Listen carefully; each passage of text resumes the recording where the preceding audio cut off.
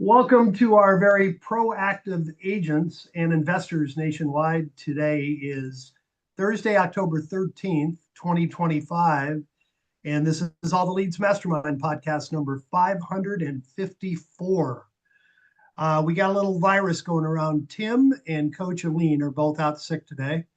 So I don't see Bruce yet, and I don't see Steve yet. So Bill, you and I, man, we gotta do the heavy lifting here. Let's And rock. yeah, I'm half kidding because we want you guys to do the lifting. We want this to be your call. There's no topic today. Anything real estate related you want to talk about, preferably having to do with the niche leads, that would be great. Probate, pre-probate, divorce, late mortgage, which is what we provide to you. We've got Matt Milia with appointments today on. So if you're struggling with making the calls, Matt is an incredible resource. He wasn't our first find over the years, but he's been by far our best. And he's got some very creative ways to, if you're going to get the leads, make them count. And we want you to mail, we want you to call, but the calling is probably the most productive of those two elements. The 1-2 punch, doing them together, is what works best. And there is Coach Steve. Coach Steve, welcome. So if you do have a question, just hit the little react button or if you want to make a comment, you've got a success story. If you want to actively participate in in our room here, we've got a real good turnout today. Hit the react button and hit the little raise your hand symbol, and we will call on you. I've got And a I got a success story, Jim, if I may. awesome, please. So we had a couple of clients that we were working with that did the refresh program in the beginning of last month, and the vast majority of them had so many. I mean, they had such great results. They came back around and like, all right, how do we figure out something to do monthly with you so you can call all of our new stuff too? So that's really great news. And I tell. It's so funny because I talk to when people call me and they're like, "Yeah, I've been buying leads for 6 months, a year," and I'm like, "Oh, great, how's your calls going?" And they're like, "What do you mean?" I'm like, "Do you call these leads?" Like, "Well, no, not really." I'm like, "Well, not calling the leads, buying the leads and not calling them is like going to your doctor's office and the doctor says, 'Hey, you must take these vitamins, you must take these pills, or you're going to have a heart attack.'" And you then go home and say, "Yeah, he doesn't know what he's talking about. I'm not going to take the vitamins and not take the pills." And then you have another heart attack. So now more than ever, you got to have something turbocharging the business, keep it in front of people. Because, I mean, we are going into, for a lot of folks, we'll just call it what it is. We're going into a slow month in a slow year. A year that a lot of people, some people I've talked to had the best years of their lives. Others have had the worst year of their lives and they're, barely hanging on for dear life. And whether that's you on one side of the spectrum or the other, or you're somewhere in between, having someone call and set your appointments and set you up for success is just it's like a cheat code in this business. And that's really it's really what I wanted to share is the good news that we've got people that are realizing that, hey, this is something that I should continue to invest in myself and my business. And when you make the calls, you pair it with the letters and everything else you guys do, it all works hand in hand. I'm not saying to do one and not the other or just do everything, but figure out what's going to be best for you and roll with it. And I mean, it's really helped a lot of folks that we've worked with. Hey, Matt, I'll put you on the spot a little bit. As I referenced, I think you're our fifth outside company over the last 10 years that we tried. And we even tried to form and build one ourselves, which was a terrible failure. What do you think is the X factor why you've done so well and so many other people have failed in your space? What do you think you're doing differently? It's a really good question. So I think the first thing is I take it back to investing in our business. One of the rules that I have for our company is I take 15% of any revenue that we generate for the year and I reinvest it in some sort of education or training. And so a couple years back, pertaining to this specifically, I actually invested in some Jeremy Minor, which was script role play training, just to kind of help people learn a little bit more on how to speak in a way that's not combative, not aggressive, trying to get people to just open up and have real have real legitimate conversations. And so I think the investment in number one, the investment in coaching, the investment in my business, and then also, of course, not being too proud to like come back and ask you guys. I mean, I want to give a shout out to Bill Bird, because Bill knows what he's doing inside and out when it comes to the divorce side of things. And that was a struggle for us. And as soon as we went to Bill, we ended up pulling like, we ended up like tripling our number of appointments that we were getting because Bill gave us that, coaching. So having that ability to go to someone to get coached, and then, our sourcing for our guys. I mean, our average caller has been with us for 19 months. So they're very well versed. They're good on the phone. They're not people that we, get God love overseas, nothing bad about overseas, but they're great. Overseas folks are really good for administrative. We find folks that used to live in the United States, and if you're making calls to, let's just call it what it is. We don't have all the leads that you guys provide. None of these leads are what you'd call the soft, touchy, happy time. Usually, it's people are in the worst times of their lives, whether it's probate, whether it's late mortgage, whether it's divorce. They're in some of the most challenging times of their lives, and so we know that in order for us to come off as an authentic, genuine organization, we got to have people that speak authentic, genuine English that live here in the United States and that can relate to people on a personalized level. And so I think that that really makes a big difference as to, we're not outsourcing, we're not trying to find the cheapest people, we're trying to find the people that are the best equipped and quite frankly the best at the job. And we want it to be an extension of you and your organization. Did Bill get a consulting fee from?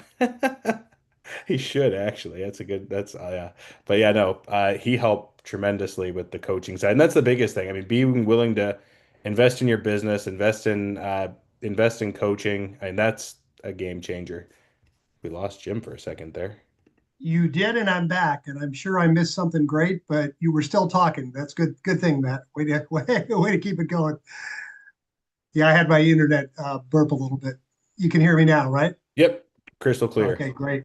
Hey, Matt, I heard most of what you said, I think. How much of a difference do you think that it makes that you have either American-based or American-born callers? Because I know we tried some of the overseas ones, and some of them were so nice, they were too polite. They just, they didn't, Yeah. they thought it was rude to try to close, which is which is not what you want Right. in a salesperson. Do you think that that's an important factor in why you do well? Yeah, absolutely. I think it makes a world of difference. We used to have, so we were a part of a company, and they're a coaching company. They don't even exist anymore, but the name of the company was the National Association of Expert Advisors. And in our script, so when I first got started, we're going on 11 years ago. We used to hire people from the Philippines because we didn't know any better. At that point, 11 years ago, everybody was hiring. There was like four companies that did what we did, and they were all hiring in the Philippines. We're like, well, might as well do what they're doing. I mean, they must know what they're doing. They've been around before us. So we copied them. We started hiring people in the Philippines. And then we had a script that was we have a proven, repeatable method backed by market research to help sellers net up to 18% more money than those methods of the traditional agent. It sounds awesome. It really did work. But when our guys would go and say that script, they say, we have proven, repeatable meth heads.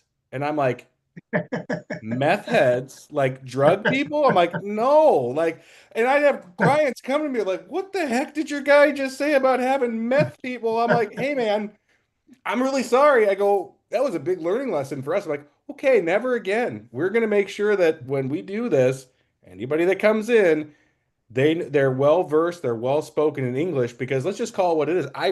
As as a as a business owner, you don't have time to teach somebody the ins and outs of English. You don't have time to teach them out of what an American idiom is or what a saying is.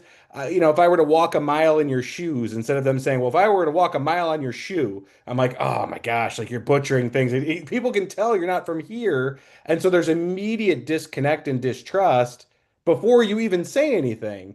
And so I think a lot of it has to do with the fact that number one, you're setting yourself up for failure because there's not enough trust. And secondly, if you don't have these folks, trained in even just the basics of the English language, it's going to make it really difficult to do anything. It's just like dropping me in the Philippines or, somewhere overseas and saying, "Hey, I want you to speak Tagalog or this other language and make sales." I would be terrible. They'd be talking about me on calls. So it's like I get it. It's one of those things though where you've got to realize that in order for you to get the most out of any service, you got to make sure that it's a great extension of you and what you do. You remind me of that old movie Call Center that was hysterical. They're Oh, training yeah. the call center. They'd go Texas and they'd all go hot damn, and then they say Alabama, bless your heart. Oh, You that's know? awesome. Yeah, It's true though. that was a classic. I dated myself there. And finally, Matt, thank you. I know Bill's got a great success story too. Um, One of the keys that the other people that we had, the other companies doing it, we'd give them a set of leads, they'd call them one time, and then you had to pay again to call them the second time, the third time. What's amazing with you guys is you will call them up the same set of leads for one price, call them up to 10 times until you get them. Yep. And I know you vary the time of day too. You don't call them all, from 8 to 11 in the morning. Right. So I think that's the final. I don't know if you want to address that a little bit, but I probably Oh, pretty much, no, yeah. Well, that's, yeah. it makes a world of difference. And so the way that we, set things up, I mean, we have our own dialer that we pretty much kind of built from the ground up. And so the great thing about that dialer is that it also doesn't show people as it's a compliant dialer. I want to make sure I put that out there. But it's also one where like we're doing like a click to call and it goes to the next call. But when we goes to that next call, it's allowing us to make sure that we're calling for everybody throughout the day with the same leads and we're varying it up. So some days we'll call for somebody at 9 a.m. local time. That same person might get phone calls 5:30, 6 o'clock the next day, in the evening. That makes a world of difference. And then we have AI built into to the actual system where on a carrier level, it'll be able to see so I'll give you an example, and I just actually found this out. If you make phone calls, let's say you call somebody, let's say 27 phone calls is usually kind of the magic number. If someone doesn't pick up within that time, you get flagged as spam. And so we actually have like an AI counting system that will go into the cellular level and say, okay, you called Verizon phone 7 times, T-Mobile 4 times, AT&T 6 times. No one picked up. We're going to go ahead and rest this telephone number for the day and then make a break, have a different number for you. And then if somebody calls back on that phone number though that we're resting, it'll still go through to our team.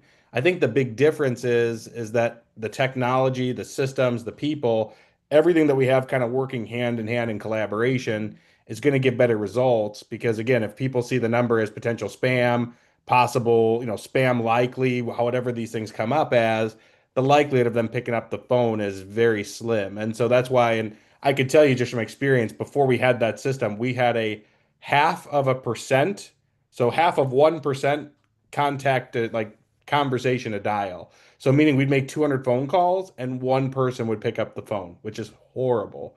Now, I mean, we'll make 100 calls and talk with anywhere between 7 to 10 people, which makes a huge difference because again, if you're talking to 7 people out of 100 calls opposed to no one, you're going to get results one way or the other. And so I think a lot of that has to do with just the systems, the technology, and then putting the right people in the right seats.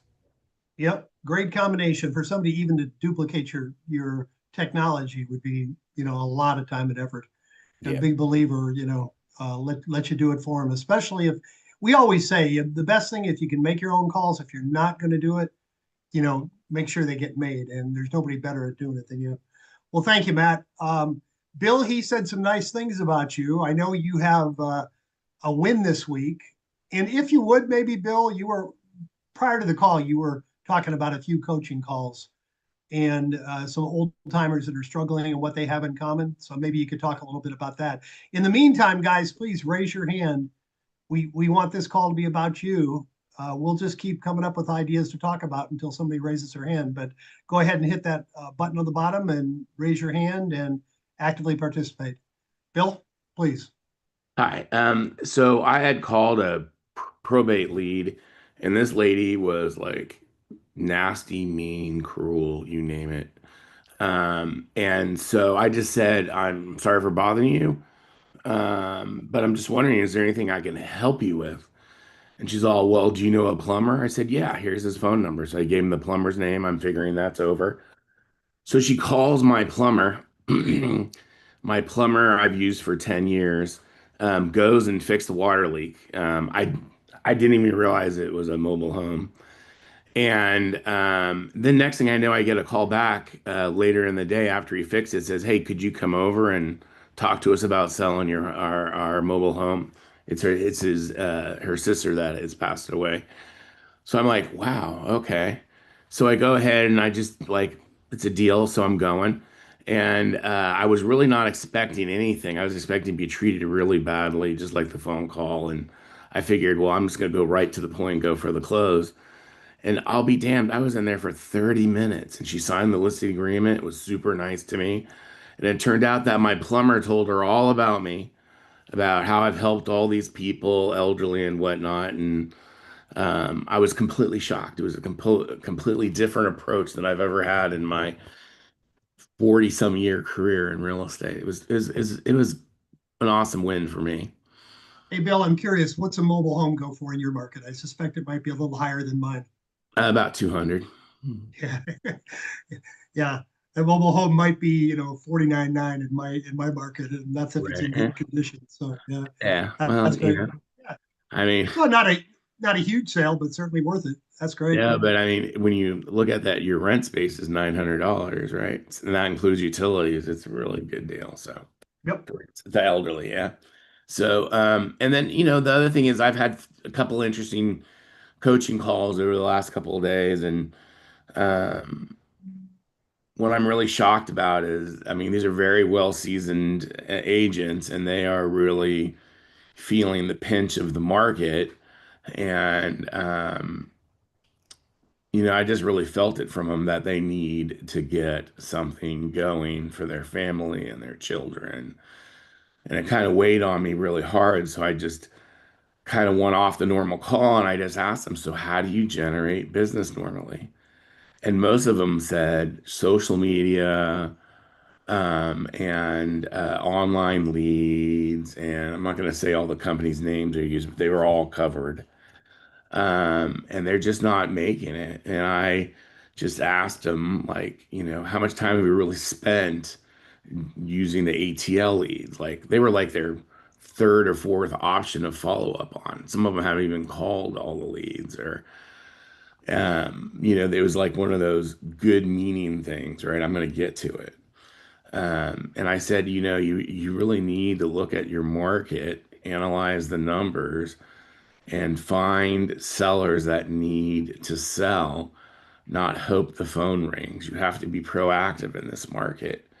And I told them what I did with my probates, and I explained to my whole pawn thing, right? Like, I'm getting a condo this month from someone I talked to 8 years ago, and they just got my email blast, my Homebot, and Christmas cards, right? And I had talked to them years ago because their mother had passed away. So I just had explained all that to them, and I hope I left them with some hope. And I definitely feel everyone's pain, but I also think ATL is very much a solution, and no one's paying me to say that. I just feel like the divorce leads, the late pays, the probates, all have needs sooner or later, right? I cannot stress enough how many times I've shown up to a listing appointment, and as Chad used to say, try to get everybody in the same room, right? Where I did not get that listing for some reason, but someone in that room referred their kid to me to buy a house, right?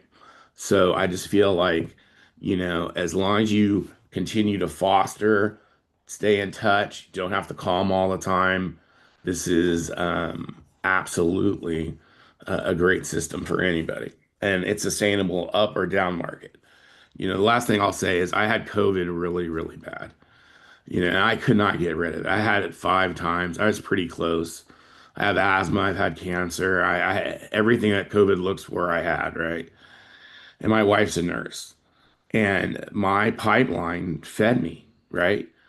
My pond fed me consistently, and all I did was maintain it, probably badly, but it kept feeding me. So I just really think we all kind of need to look at where the market is right now, take our leads really seriously, make them the first lead, not the third lead, and follow through, you know. And there's a saying that I really think is value. I want to. This is my daughter who brought this to me. There's nothing to fear because I cannot fail. Learn, grow, and become better than I ever been before. My daughter rides horses at a really high level, and that she is constantly bringing that to her trade. That's great. Thank you. Steve, please. Connor, do you need to Bill, unmute? Oh, go ahead. Bill, I think it really speaks to what all the leads has always professed. It's about leading with value first. You're making it about them. You're not making it about you. Yeah, okay, you lost that listing agreement, but somebody saw you in the room realizing, hey, this person's in here trying to help solve problems. That's it. And the idea that, the referral business, like you said, when you were sick, you had your pond, people were still willing to refer business to you as a result of what you did up front. And therein lies the difference. Kind of like when I speak to folks with subscribers during my coaching calls, the difference is we're not transactional, we're transformational, right? We're trying to lead with that, right? How can we do it? Much like Chad used to talk about, we don't often talk about the book that really he used to profess, tell everybody to read it, is The Blue Ocean Strategy by Dr. Kim. It puts you in a whole nother ball game. Why? Because it isn't about you. You're guiding. You're not the hero. Sure, you're a successful realtor, and you can have all kinds of certifications that go with it. Okay, that's nice, but that doesn't help solve the problem that PR is facing right now. Is they're overwhelmed, in a position that they've never been in, more than 90% of them, and they're wondering how they're going to prosecute this. And that's where you come in. Like you said, sure, I got a plumber. It could have been a plumber, could have been a landscaper, could have been a whole other, but you had people. And all you did was you offered it to them, and it solved the problem. And your plumber, God bless him for being able to go in there. And what did he do? He carried the water for you. You didn't have to tell this person. Now here's somebody saying, okay, you're solving my problem, my plumbing issue. And here's this guy who's telling me what a great guy Bill Bird is. And you ought to consider him to be your listing agent. And you got the listing. Not bad. Okay, trailer, but 200K trailer, man, that's a nice deal, man. That's a nice deal. So yeah, 200K trailer here in central Pennsylvania. Somebody would tell me that was probably the meth head that Matt spoke about, because clearly someone would think, I'll put down the pipe, man. You're not getting that here. But well done and deserved. Nothing better to third-party recommendation. People, so much more believable when somebody says how great you are rather than you sitting there telling them yourself how great I am. Everybody expects to hear, the person in front of them boast or brag or say that they're the best. But when a third party says it, somebody who doesn't have a vested interest, that's huge. Well, the other thing is I think it's Bruce and Tim, doing probate, you are in a position to help other people generate income for their families, but you have to take the time to educate them that you need to be promoting me while you're here, right? Or creating value for me while you're here so that I can continue to refer you business so I get more business. My locksmith is my biggest raving fan, I'll tell you that. Yeah, I give him 3 or 4 deals or 3 or 4 locks at least a month, and normally there's nothing I have even involved in it. So, yeah. Perfect. All right, guys. I see David Cordero. Dare I ask him if he has a win of the week? He always does. Steve says no. See a lot of familiar faces on here. Bill's got the win of the week, right? Bill's got he's waiting for his consulting fee from Matt. Yeah, Bill and Matt both have wins of the week. And we want some participation from you guys. What's going on in your market? What's new? It's kind of interesting in our market. My wife all of a sudden out of nowhere got a ton of short sales, and now she tells me short sales have slowed down a little bit. So, it's the ebb and the flow of the market. And Bruce, you're feeling well enough to talk. Go ahead, my friend. Bruce is a little bit under the weather too, but go ahead, sir, please. Yeah, I've been so sick the last couple of days. I'm 50% today, and I've been talking all day, so my voice is almost gone. I, I won't put myself in the pool for win of the week, but I was on a call a little bit ago and I got a text from a lead of mine that I'd had a conversation with and completely dropped the ball. Completely dropped the ball. I said, I'll send you some information on what I do, and then forgot to send the information. And the first call that we had was okay. It was okay. He was really standoffish and basically said, yeah, send me some information. Listen, I gotta go. I don't have time. Bye. And we didn't talk about a house. We didn't talk about anything. It was just probate. Let me send you some information, some resources. You can look it over. Call me if you need anything. He said, okay, yeah, I gotta go. Bye. So I dropped the ball and didn't send him anything. So a couple of weeks later, called back and I was like, huh, yeah, something happened here. I still have an envelope with your name on it and it didn't go out. Um, it didn't go out because I didn't put it together. I didn't say that. And he goes, yeah, yeah, send it out to me. And I said, hey, real quick, just so you know what might be in there, some information on a little bit of information on what I do, also some resources that might help with probate and details on assets that you guys might need to handle later in probate. I said like houses, cars, just stuff like that. And then I went, by the way, just out of curiosity, what are your plans with the assets? Are you thinking about selling or is it kind of too early? And he goes, oh no, we're selling the house. So I set an appointment up. He said on the phone that he'd already interviewed an agent that he'd selected, that he'd interviewed a bunch of agents, was probably going to look at a few more, but he already knew who he was going to work with. He's just been getting a bunch of calls. So I sent him the package. I got out to the house. We met in the driveway for 5 minutes on the way into the house. Hadn't even really spent any more time than 5 minutes chit-chatting. On the way in, I said, oh, and you said that you kind of had an agent that you'd picked already, right? And he said, yeah, but I looked at your stuff online and I looked through what you sent me. He said, I think I'm just going to list with you. So we talked a little bit. I coordinated an estate sale for him. There was a couple of things where he wasn't going to be ready and back in town until later in November. He sent me a text this morning, maybe an hour ago. So I was late jumping on the call because I was on the phone with him. And he said, hey, I'm ready to take next steps. Let's meet Saturday. Let's list. By the way, I'm listing at 5% to me, to my side.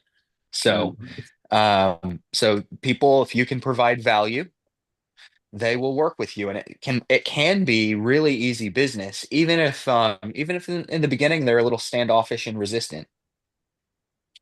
Hey, So, Bruce, not again, no fixing commissions. It's completely negotiable. But I'm just curious. You're taking five. If you want to say, how much do you give to the other agent if you're taking five? Is it still how oh, I much? left that up to him. I said, hey, I suggest that we put 2.5 or 3% toward the buyer agent on top of what you pay me. And he said, yeah, that's fine. Love it. Yeah. Now Yeah. I presented a boatload of value. It wasn't like, hey, let me put you in the MLS for 5%. It was, I'll coordinate your locks for you. I'll arrange the clean out. You're going to pay the clean out, but I'll arrange the clean out. I'll bring all the estate sale company over sales estate sale company overs. I can't even say that. Estate sales companies over to to tell us what to sell, what to keep, what to get rid of. I'm gonna pay for a cleaning of the house. Like I'm covering a lot of stuff, but he didn't blanket 5%. Yeah. It goes to show that the bottom line in dollars is not always the most important to them. It's the convenience and the perceived value of what you're doing was worth an extra percent or two, Yeah, and absolutely. to this person, it probably was. I think I may have told the story. My longtime friend and attorney, I've known him since our kids were 5 years old and played ball together. But he came in one day and was real sheepish. He said, I listed with somebody else. I said, well, oh, okay, no problem. I didn't honestly care because I would have given him such a good deal anyway. But there was a guy who door knocked in his neighborhood for years, and he knocked on the door one day, and Craig said, we're not ready to sell anytime soon. He said, well, when you are ready, do you mind if I come take a quick look around? Craig said, sure. The guy walked through. And as he was leaving, he said, two suggestions. The house is in great shape. He said, I think I'd resurface the driveway and do a little bit of landscaping in the front. And Craig said, yeah. And he goes, do you mind if I do that for you? And Craig said, well, we're not ready to spend any money. He said, I don't worry about it. He said, so I thought, okay, fine. So he came home the next day and his driveway was resurfaced and the landscaping was done. The agent went out of pocket to do this for him to get a $500,000 listing. And Craig said, after that, I mean, I can't possibly list with anybody else. So, and I'm not suggesting you do that on every deal, but, you know, again, the perceived value of how that guy was going to go the extra way just completely eliminated all the competition. Yep. David Cordero, we haven't heard from you since last week. What do you got, buddy? Well, I have a question. I was wondering if anyone has ever done a partition sale and what that process looked like to you, for you, if you have done a partition sale. So I'll share the situation. So I have 4 owners of a property. 3 of them want to sell. 1 of them does not. They want to get out as soon as possible. They're willing to sell 75% of their share.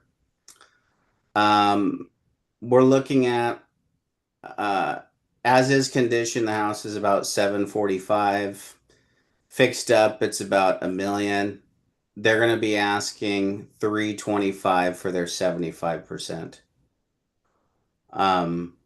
But just curious if anyone's ever done that, and if, well, not surprised that Bill yeah, Bill raised his hand. Bill, I suspect you might be the only one on the call that's done one of those. So please. I mean, so if I'm hearing you right, you have 4 inheritors. 1 wants to own the property. The other 3 want to be a buyout, right? Correct? Okay. So you simply draw up a contract, make sure there's some fee in there for you, because that's what I did. And in California, I just drew up a contract, put the buyer into a loan lender, and then the lender looked at the will, took his third of the property, or a fourth of the property in your case, as equity in the property. He had to put a little more money into the deal. And it just closed like a normal transaction. I mean, the lenders run into this all the time. I mean, I don't think it's as hard as you're saying it, unless I'm really missing something. Oh yeah. Yeah, I don't know. No, it doesn't seem that hard. I guess I would just list the 75% of the property and then just resell it. I guess the challenge would be you do have one holdout who doesn't want to sell. So we're not selling to the one person left. Oh, okay. They're not going to buy it. They have no money. So they're broke. So they don't want to buy it, but they also don't want to let the other people sell. And they are out. Also, that person's kids are living in the house, not them. It's her kids that are in the house living for free. So it's going to be like an eviction type of a situation. You know, that's kind of what we're looking at. Well, I've done that too. And are you in California, or where are you at? Hawaii. Hawaii. Well, in California, what happens is they get an attorney. Attorney goes in front of the judge. Depends on whether it's a trust or probate. There's a lot of details in there. And they just simply give him a letter that says that you have an option to buy it, or you need to move out, and we're going to sell it. And in my case, they turned it up. The judge went ahead and gave an eviction notice. I mean, you had to file all the paperwork to evict them just normally, right?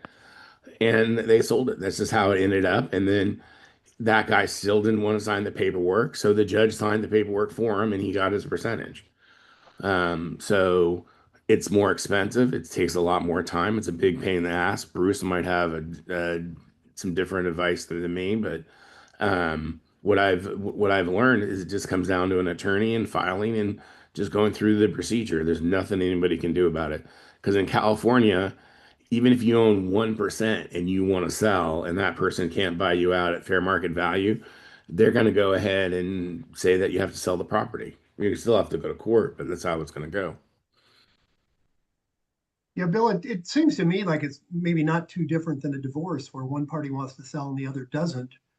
The equity's got to be split up. So you go before a judge, and if the judge deems that it's best for everybody, he can order the sale, right? He can Exactly. force somebody. Yeah, he can force somebody to sell their interest. It would be the same here.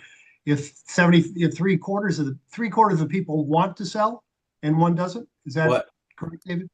Correct. 3/4 Okay. want to sell and one does not. So I would think, I'm not a judge, but I would think the judge would say, well, it's in everybody's best interest that you sell. If you can't buy it, then I'm going to order a sale. And I think you need a good attorney. So- I spoke to an attorney. They said it's 100%. It's just the time. They said it 100%. Money and time. Money and time. Mhm. So the issue that David's dealing with here is the 3/4 of the family members, they would rather not deal with the money and time. So they're willing to give up equity to a buyer who is willing to deal with the money and time. So buyer comes in and says, hey, I want to own this house. I'll deal with the money and time. I won't give you your $750,000 for the 3/4 of equity, but I will give you 400,000, and I'll go through the year of hassle that it's going to take, or 6 months, or whatever it is in Hawaii. I'll go through that hassle, but I'm going to have 200K on the back end, or 300K on the back end. So that's what I think David's looking to do with the partition sell is sell to someone who's okay dealing with the money and time for a big fat stake of equity when they finally get it cleaned up. Mhm. Is that what you're looking for?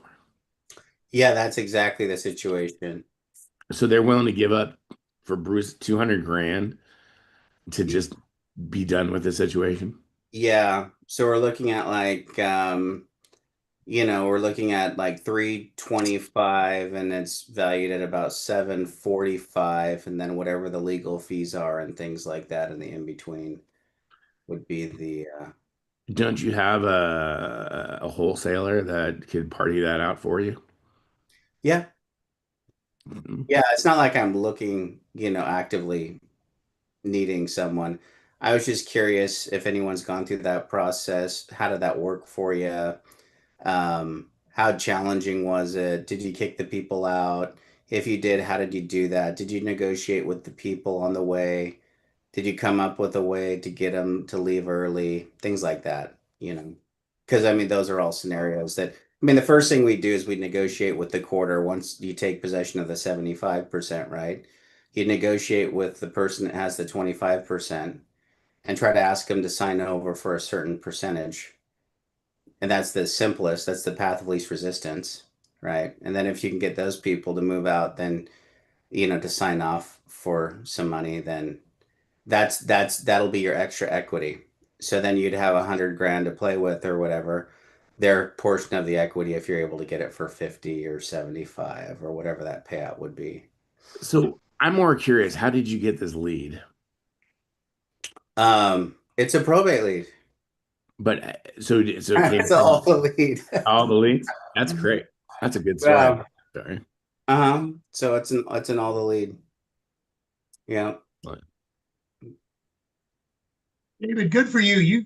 And again, we kid you a lot, but you have a deal a week you're working on. That tells me you're proactively working. You're doing something right. You're having good conversations and you're doing something right. It seems in that deal too, one of the trickiest things might be getting the family out of there that is squatting there. But I'm sure if you got enough time to do it, how long does it take to evict somebody in Hawaii? On a good day, well, it depends. If they don't have a contract, you can eject them within 21 days. If they're, a part of the family or something like that, it could take up to 6 months. Hmm. If you know who to call, or Yeah, less. I'm not really suggesting. Go ahead. I'm sorry. It should be 6 weeks. Okay, that's not bad. So on a perfect day, it's 6 weeks. But Yeah. generally, the attorneys drag their feet and things like that and move slowly. So that's why it takes longer. Yeah. You just reminded me, there's a guy in our market. He inherited a house, or he knew somebody that inherited a house, and there was a squatter in there, and the squatter wasn't legitimately able to be there. So he said to a relative who owned it, well, I'll sign a lease with me and I'll move in with the guy and I'll make life miserable and he'll leave in a few days. And that's Yeah. exactly what he did. And he's actually started a business getting squatters out by moving in with them and just making their life miserable, which is, it's a legal way to do it, but it's effective. If somebody isn't playing by the rules, well, play hardball with them. So, Yeah, so we have David, those guys here too. so David, so what's your most effective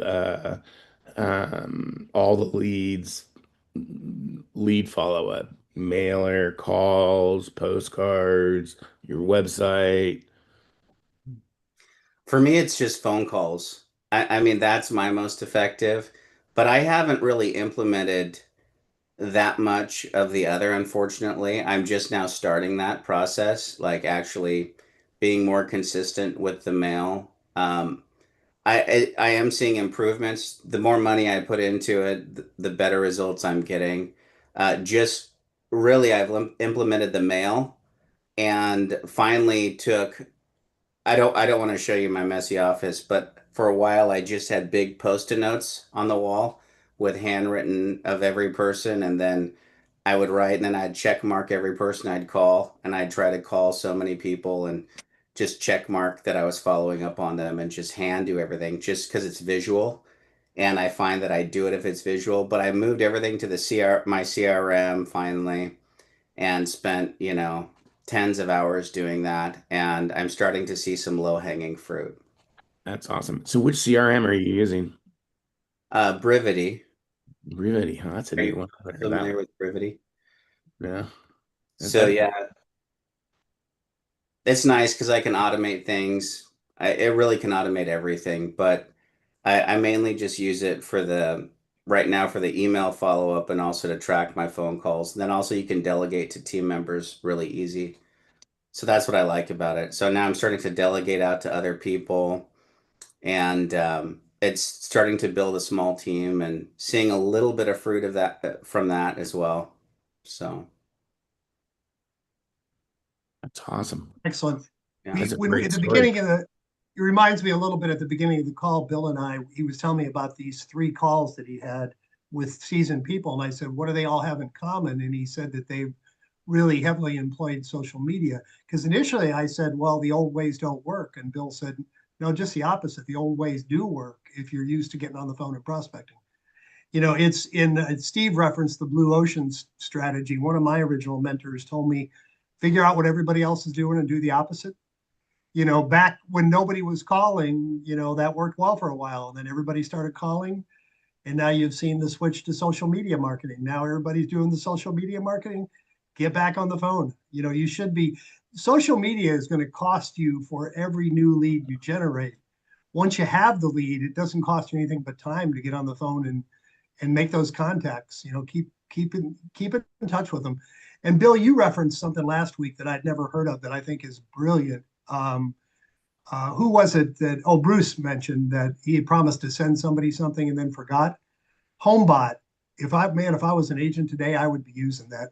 $39 a month. It just makes it look like you're getting something from them. How often do you use Homebot? Is it weekly, monthly? How often do you send something out once you've got them? Well, so I don't send anything out. So they send out, depending on when I enter the data in there, they send out a home value once a month, and they send out a home report once a month, and you're all over it. And the thing that I love about HomeBot is you can see how they're interacting with it. And there's also 2 buttons on there. They can check they want a CMA. And when they check a CMA, I send them my whole listing presentation. I am all over that lead.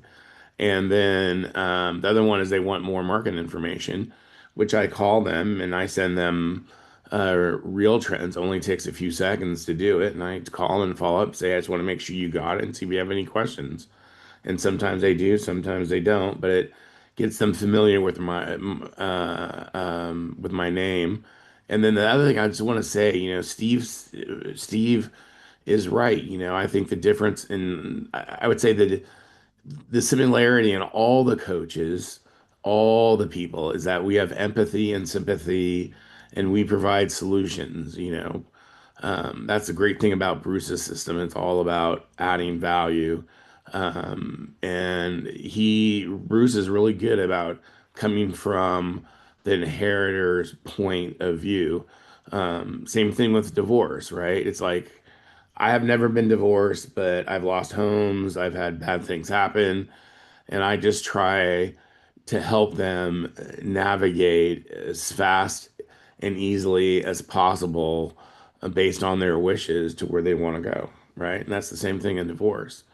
And I think the only way to convey that is the phone, right? The thing that always amazes me is how many people are scared to pick up the phone. I don't have any great scripts. I love Jeremy Miner. I don't think he's really great with the real estate, but I think voice inflection is absolutely critical. I always say you start high, you finish low. Now, if you got an alpha guy, you can't finish low. You got to finish right where he's at, right? But you have to read the phone pretty quickly. And on probate, you're mostly dealing with older people, right?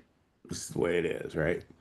And you need to be aware if you're talking to a surviving spouse. I don't say, are you planning on selling the home? I said, what are your plans, right? What are your plans? And do you need any help? Yeah, you So, can't answer what are your plans with a yes or no answer. You don't right. really want to give them the opportunity to do a yes or no answer because they're going to say no every time or most of the time. Well, I So mean, that I always, definitely, I'm not stoking up Bruce here, but I really agree with Bruce when he says, I want to know what are they gonna do with the home. And at the very end, if I just say, well, are you planning on selling the home? If that's where I got to go, then that's what I don't want to ask the question that way. But at the end of the day, I want to know, what are they going to do with the home? What are your plans for the homes? Or are you planning on selling the home and when? Right? I mean, those are not the questions. The last question is not the way I want to phrase it, but sometimes that's what it gets down to. And I'm shocked when they say yes. And then sometimes I can see that the call is going to end. I said, well, I would really like to interview for the job of selling your home. And that makes them pause, right? Because now they think they're going to employ me and they're my boss or something. Gives them some power, I think. This is something I've I, seen that works for me. I used to love, well, I'm not planning on selling the home. Okay, I understand. If you were planning on selling it, when do you think that would be? Oh, Mike You Ferry, man. That's Mike know? Ferry. Exactly. And people would say, well, I'm not going to sell, it'd probably be next year. It'd probably be at least 6 months Yeah, because you're taking the pressure off. They don't have to agree right now to an appointment. They are more likely to tell you the truth. Yeah. I definitely would like to see more of our ATL clients come to the call and tell us what are they doing to generate the business and allow us to help them um, learn from them, right? I mean, that's what I love about the coaching calls is I learn something new all the time, right? I like from one of my students, I learned, I don't know if this is applicable to you or I don't know if this is relevant to you, but it is a great cush going into the call, right? It is a great cush. It helps drop them down, or their radar down or their resistance down, right? And I would love to have a call where we get that from our students because I feel like our students all are loaded with information that we don't have. Great. I see you're shaking your head, Steve. Did you have anything you wanted to add?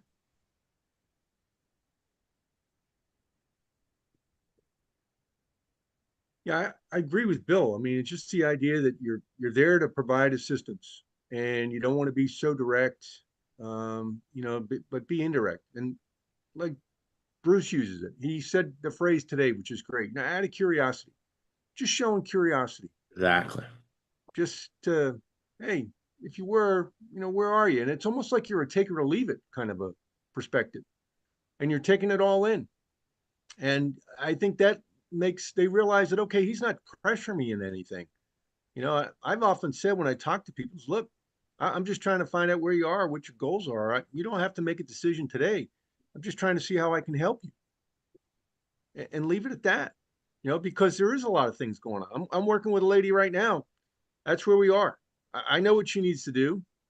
I think she knows what she needs to do, but she's not there yet. It's take a while, you know. And hey, I've heard her complain about the holding costs on a house, you know. And question is, okay, so you know, out of curiosity, how much longer you want to go on those holding costs? Nobody's living in the house; it's vacant. Hey, Matt, we come full circle. We got about 5 minutes, guys. So last call on questions. We've got 3 wins of the week. Much appreciated. I'm just curious, when you're making your calls, Matt, or when your guys are making the calls, what do you consider an appointment and what do you consider a nurture? I know if you can't get an immediate appointment, you get consensus that yes, there is someday time in the future that we're going to sell. So is there a fine line there between what's an appointment, like next week, next month, or what's a nurture? Yeah, I mean, so an appointment is like they literally gave a specific time. They said, yes, Friday at 10 a.m., I'll be readily available to have a phone call. With a nurture, and that's kind of where I've had to explain this to folks before. Nurtures and appointments are essentially one and the same. You shouldn't treat them any differently, except one's a very specific time to call. The other one, I mean, I even tell people this that, hey, even if we set something up for you, you should call 10, 15, 20 minutes after that phone call from Alex, just to introduce yourself and say, hey, I know you just spoke with Alex. I know you're probably not ready to have a conversation yet. Really looking forward to chatting with you here on Friday. And you'd be amazed that sometimes, like, well, I got time now. You want to talk now? And then they start opening it up and telling you things. And every conversation, every touch, every opportunity you have to add value and stay in front of them just pushes them further down the path of potentially working with you. And that's really where I think it boils down to is just making sure that you stay in front of them. And I tell people all the time, this is the weirdest advice I give, but I'm like, hey, do you use social media? They're like, yeah, I have Facebook. I go, why don't you friend these people? And they're like, well, that's weird. I don't know if I want to friend them. I'm like, well, why wouldn't you? Like, do you post really terrible things that are controversial? And they're like, well, no, not really. I'm like, then friend them. And then if they post something, like their post, comment on their stuff. They're like, who the heck is this Jim Sullivan guy? Why do I keep seeing this guy? Oh, that's the probate guy. Then all of a sudden you become friends with them in their virtual world and in the real world. It's like then when there's no choice. At that point, they're like, oh, well, I'm going to use this guy because, he's like me, he likes my stuff, he comments. It's just it builds people up. But going back to the answer with nurtures and appointments, the only difference with a nurture is this: they didn't pick a certain time. They didn't say, "Oh yeah, reach out to me on this day and time." Usually, it's a nurture because they're still like right in the beginning steps of the process of probate, and they're at a point where like, "Well, I don't really know what I want to do, but I am leaning more towards selling my house. Oh, I like the free resources. Yes, yeah, I'll take advantage of the free resources when you guys call." So call and say, hey, I was just speaking to Alex, which I know are your callers. Yep. Yep. All your callers are named Alex. I think Everyone is Alex. Yep, that's right. So it's it was male Alex or female. Pat. So, and I liked Alex. Alex better, or Pat. so. Yeah, okay. That's an old Saturday Night Live skit, Pat. Right. But you're just speaking to Pat or Alex, and they said you weren't ready anytime soon, and that's fine. Hey, I just wanted to reach out and see, anything I can help with, or can I send you a quick market analysis, and then put them on Homebot and have them send an updated about market analysis once a month. And I know Bill, he calls all of his hot leads, but sometimes you misjudge a lead. Sometimes somebody's ready before they indicated that they were going to be. So at least if you're somehow, whether it's Homebot or mailing or social media, at least if you're keeping your presence in front of them on a regular basis, you're much greater chance that they're going to call you when they're finally ready. Yeah. So good stuff, guys. Last call we're coming right up on the hour. Last call, if anybody has any last minute questions, concerns. I think we're going to be here. Yeah, let's see. It's not Thanksgiving next Thursday, right? So we're going to be one more time before the holidays. This time of year, we always talk about, again, the 180-degree theory. When everybody else is taking off, enjoy your family and friends, but hit it hard this time of year. Get on the phone, make your calls, do mailing, send out cards. Somebody just asked, Katie asked, what was the name of the probate bond person from last week? Do you know what they're referencing, Steve? Probate bond? You talked about probate cash? Katie? Katie, unmute yourself if you want to ask that question, because I'm not sure what you're asking. And she might be coming to Yeah, us sorry. soon. I thought there was someone who was talking about that they do a bond, like a probate, the bond. Katie, that Which- was on the Probate Mastery Tuesday call. oh, sorry. Phil I Pavardi, Phil Pavardi. I'm messing the last name up. Reach out to me on my Probate Mastery email, and I'll okay. connect you I popped guys. in this. I popped in this mastermind. I didn't see it. So all right, You're will do. good. Thanks. All right, guys, thank you. Another action-packed call. Hopefully everybody will be back recovered from their illness next week. I want to thank everybody for showing up today. We had a great attendance. I want to especially thank Bill, Bruce, Steve, Matt, David, and Katie for actively participating. And again, I want to challenge each of you, take one idea that inspired you on this call, go out and put it into practice, and please come back next Thursday and share the results with the group. Have a great week, everybody. Talk to you the same time next Thursday. Take care.